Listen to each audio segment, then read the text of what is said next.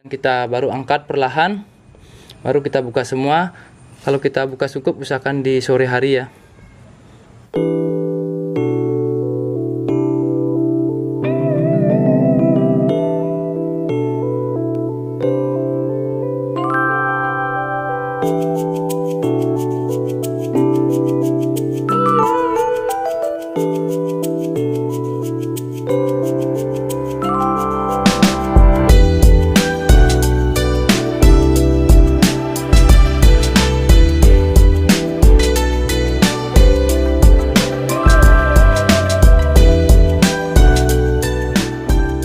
Sahabat bonsai, ketemu lagi di channel Bonsai Made in Bali. Dan di video kali ini berbeda dengan video-video saya sebelumnya. Jadi sebelumnya saya biasanya ke alam untuk mencari bahan bonsai. Kemudian saya juga melakukan tutorial pembentukan atau wiring ya menggunakan kawat. Dan juga saya sering mereview dari stand-stand bonsai atau teman-teman kolektor bonsai. Di video kali ini yang saya lakukan adalah proses dari budidaya dengan cara stek batang. Budidaya bonsai stek batang ya. Jadi bagaimana cara kita memanfaatkan dari ujung-ujung tunas yang kita punya bahan bonsai dengan jenis yang bisa kita lakukan stek batang. Saat melakukan pemangkasan dan tunas itu tidak berfungsi atau tidak berguna, kita tanam dan kita tancapkan dan kita suburkan, dan nanti akan menjadi bahan yang bagus untuk kedepannya. Jadi bahan-bahan itu bahan yang mungkin tidak ada di alam. Jadi bahan-bahan import ya. Jadi tanaman itu tidak ada tersedia di alam kita ya, di alam Indonesia, ataupun sudah susah mencarinya. Kita melakukan stek batang, atau saya akan melakukan budidaya dengan cara stek batang. Jadi sahabat bonsai yang ingin mengikuti bagaimana saya melakukan budidaya stek batang dari beberapa bahan yang mungkin susah ditemukan di alam kita atau tidak ada ya, karena ini adalah tanaman import ini. Dan juga saya akan mereview ya hasil tanam dari bahan cucur atap. Jadi cucur atap itu tidak ada di Bali ya. Cucur atap itu masih ada di daerah Kalimantan, mungkin Kalimantan dan sekitarnya ya. Dan pohon cucur atap ini mungkin belum populer ya, sepopuler tanaman jenis lainnya seperti ficus, santigi, sancang. Jadi untuk cucur atap ini belum populer dijadikan bonsai, namun sudah ada beberapa teman-teman kita yang sudah membuat bahan ini. Dan saya akan mereview bagaimana perkembangannya ya. Jadi kemarin di video yang sebelumnya saya menanam dari bahan cucur atap ini dengan dua cara, yang cara disungkup dan tidak disungkup. Jadi nanti kita lihat mana yang lebih bagus, yang disungkup atau yang tidak disungkup. Sebelum kita ke cucur atap, kita akan mereview budidaya ya, cara budidaya yang mudah, mungkin dari jenis-jenis tanaman yang tidak ada di alam kita, yaitu jenis-jenis tanaman import ya yang kita buat bonsai. Bagaimana cara budidaya dengan mudah ya, dengan mudah tanpa biaya. Langsung saja kita review dulu. Nah, jadi sahabat bonsai, yang pertama kita review adalah jenis dari ini, bekas potongan ya. Ini bekas potongan dari bahan myrten. Jadi untuk myrten atau bahan myrten sudah populer sekali untuk dijadikan bonsai. Namun bahan myrten ini bukan asli di Indonesia ya. Ini mungkin tanaman luar atau tanaman import dari luar. Jadi sudah dikembangkan di Indonesia, dan ini adalah myrten ya. Jadi sahabat bonsai, untuk myrten ya, ciri-cirinya itu di daunnya ada duri seperti ini. Nah, jadi ini keunikan dari myrten ya. Durinya itu ada di daun ya, di ujung-ujung daunnya, dan ini sangat tajam, dan jika kita tertusuk bisa gatal dan perih ya. Jadi ini ada beberapa tunas ya. Ada beberapa cabang yang kemarin saya potong.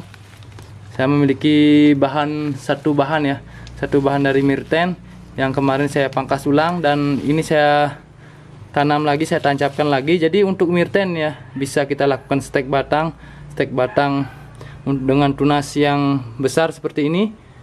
Nah, tunas besar seperti ini bisa, tunas yang kecil juga bisa ya, seperti ini. Ini cuma ujung-ujungnya saja, ini saya tancapkan, dan ini juga sudah hidup ya. Jadi untuk myrten sangat mudah hidupnya. Jadi kita bisa melakukan budidaya di rumah ya, dengan kalau kita memangkas bahan bonsai, kita memangkas ya cabang, ranting, atau cabang-cabang yang tidak diperlukan, atau tunas-tunas yang tidak diperlukan. Daripada kita buang, mending kita tancapkan saja ke media. Dengan medianya ya, media saya pasir malang, saya gunakan pasir malang. Kemudian kita bisa tambahkan sekam, juga kompos ya. Yang penting jangan dipupuk, jangan ada pupuk. Dan ini sudah terbukti ya, untuk myrten sudah bisa kita lakukan stek batang. Nah, ini ada beberapa, ini mungkin ukuran batangnya yang lumayan besar ya. Nah, itu ada sejempol. Ini saya tanam berbanyak seperti ini dulu. Nah, nanti kita akan ambil satu-satu ya, kita pindahkan ke tempat atau ke potnya satu-satu. Nah, ini juga dari bahan mirten, namun ini yang ukuran selidi ya, yang kecil. Ini mungkin nanti kita akan tanam di alam ya. Jadi ini saya siapkan ya, beberapa bahan ini saya siapkan untuk nanti saya akan tanam di alam, mungkin di daerah pesisir ataupun di hutan lindung ataupun di tempat-tempat tebing ya, tebing-tebing yang curam. Nanti saya akan melakukan penanaman tanaman dari mirten, mungkin juga jenis yang lainnya. Jadi ini bahan mirten ya. Jika sahabat bonsai punya bahan mirten yang dipotong atau dipangkas, kita tancapkan saja dan sudah dijamin hidup. Nah, sahabat bonsai, jadi untuk anting putri ya, mungkin ciri-ciri daunnya bisa lihat ya. Daunnya ini seperti ini ya. Nah, seperti ini daun dari anting putri. Nah, bisa lihat ya, tulang daunnya itu menyirip, daunnya agak meruncing ya, dan lancip seperti ini. Nah, dan ciri khasnya ya, ada bunganya, namun ini belum berbunga ya. Biasanya bunganya itu berwarna putih seperti anting ya, seperti anting. Jadi tanaman ini disebut dengan anting putri ya. Dan bahan ini masih proses penanaman ya, dan masih proses penyuburan. Dan untuk tanaman anting putri ini adalah asli ya, ada berasal dari Indonesia, bukan tanaman import. Dan anting putri ini juga sudah sering dijadikan bonsai, sudah populer dijadikan bonsai. Anting putri juga sudah terbukti bisa kita lakukan stek batang ya, stek batang tua, stek batang muda atau yang berukuran selidi ini bisa kita lakukan stek. Nah, itu cara kita budidaya ya, dengan cara stek batang dari jenis anting putri. Jadi anting putri bisa kita lakukan stek batang. Nah, yang kemudian ya, yang bisa bahan bonsai yang bisa kita lakukan stek batang ya, batang tua, batang muda. Jadi ini dari jenis sancang ya. Sancang ini sebenarnya batang bawahnya ini adalah wahong gunung. Karena saya kemarin okulasinya salah ya, karena terlalu tinggi, jadi saya potong, kemudian saya tanam lagi, ternyata hidup seperti ini. Ini perpaduan ya. Ini batang yang sini ini wahong gunung, namun yang di atasnya adalah sancang. Nah, jadi sancang dan wahong gunung bisa digabungkan karena satu jenis. Namun yang berbeda, wahong gunung itu susah sekali di perantingan dan percabangan ya. Percabangannya sangat jarang dan daunnya juga susah untuk dikecilkan. Namun kita bisa siasati dengan menggabungkan dua tanaman ini dengan cara okulasi dengan bahan sancang. Jadi sancang ini adalah tanaman import dan wahong gunung itu adalah tanaman lokal ya. Dan ini dia cara kita budidaya ya, budidaya sancang. Jadi kita tancapkan saja, sudah pasti hidup, tidak perlu disungkup. Nah, ini lagi, ini hanya beberapa minggu ya. Ini bahan ini beberapa minggu, hasil stek-stek dari sancang ya, sancang yang kemarin saya bentuk.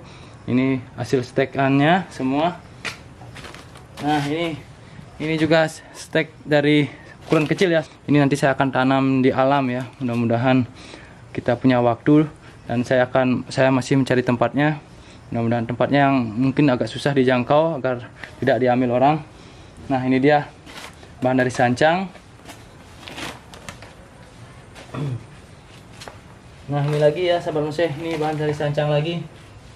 Nah sahabat bonsai, jadi ini bahan dari sancang ya. Sancang ini sudah ditekuk-tekuk. Ini ada beberapa pohon ya, dan ukuran batangnya juga lumayan besar. Nah, ini juga, ini bahan dari sancang. Dan ini sudah hidup ya, tinggal ditancapkan dan diteduhkan. Kemudian medianya pasir malang, kita campur dengan sekam ataupun kompos juga bisa, dan dijamin hidup. Jadi itu cara budidaya saya, budidaya dengan cara stek batang.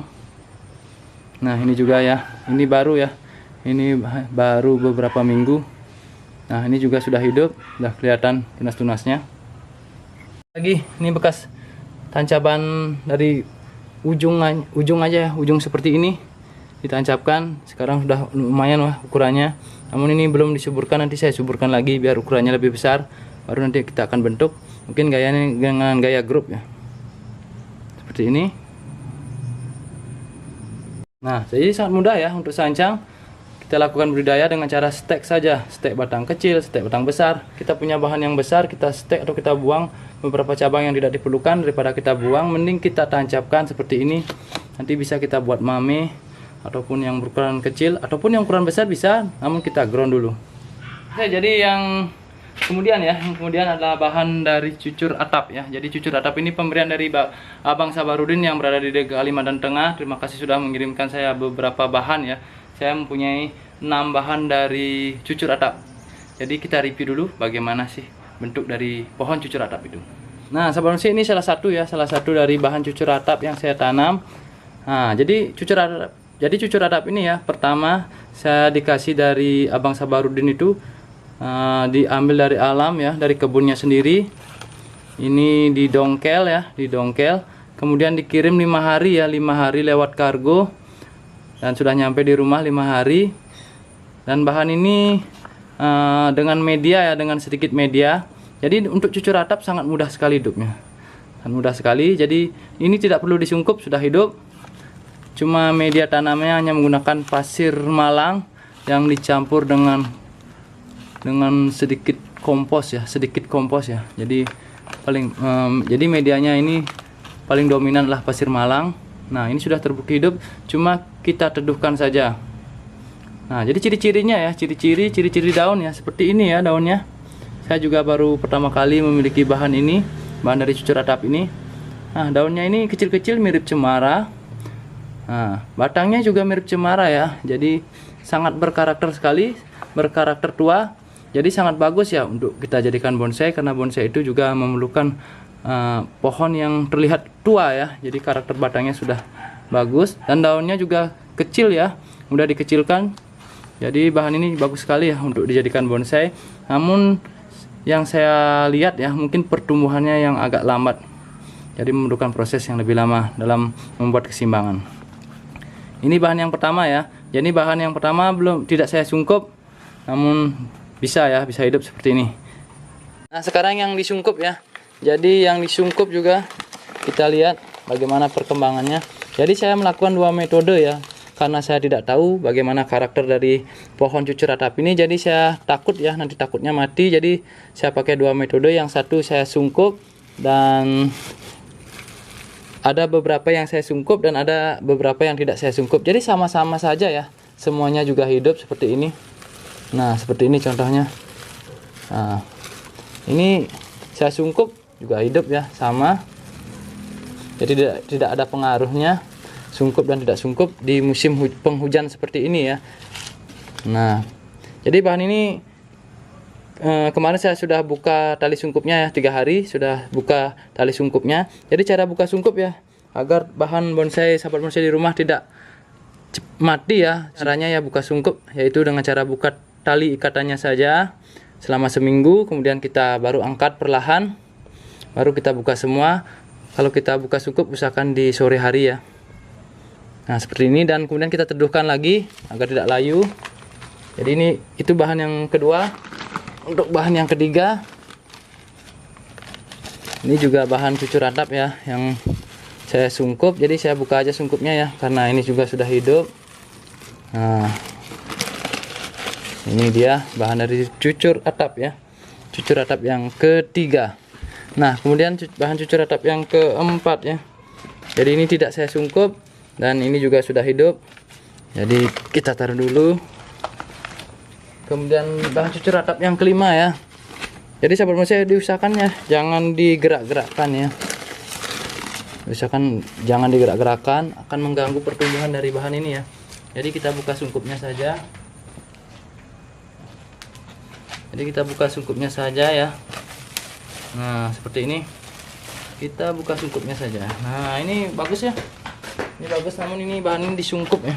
Juga jangan lambat buka sungkup ya. Jika tunasnya sudah tumbuh 5 cm, kita buka ya secara perlahan. Kalau tidak buka nanti busuk ya tanamannya. Nah, seperti ini mungkin bahan yang lumayan besar ya. Dan kemudian bahan yang keenam ya. Bahan yang keenam, cucur atap juga.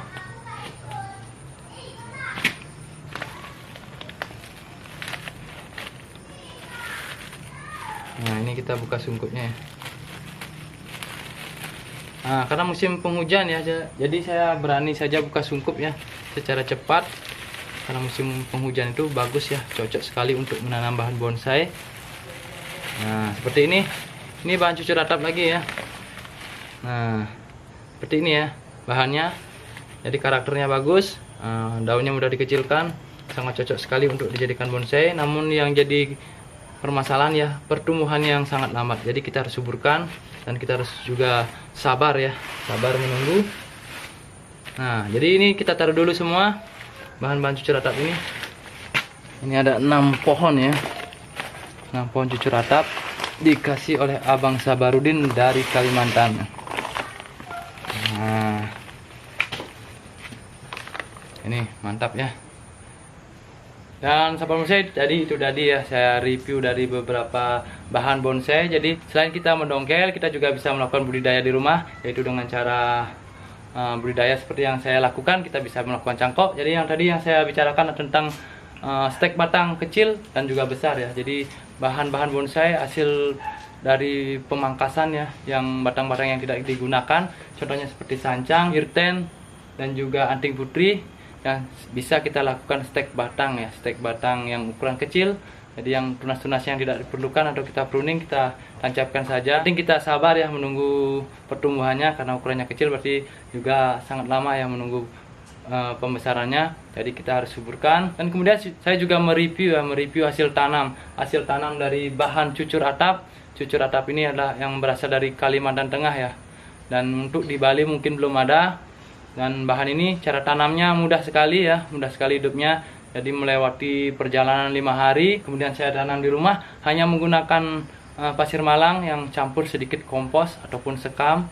Dan ada yang beberapa yang disungkup dan ada yang disungkup dan tidak disungkup, semuanya hidup. Namun saya menanamnya pas musim penghujan. Jadi itu tidak masalah ya. Pas musim penghujan tidak masalah ya disungkup ataupun tidak disungkup dari bahan cucur atap ini. Namun untuk musim kemarau kita usahakan disungkup ya, agar bahan kita tidak mudah layu, kering, kekeringan dari batang yang akan kita tanam. Dan dengan penyungkupan itu selalu menjaga kelembaban dari bahan yang kita tanam. Dan sahabat bonsai, itu dia video kali ini. Semoga video ini bermanfaat. Sampai ketemu di video-video saya berikutnya. Salam bonsai.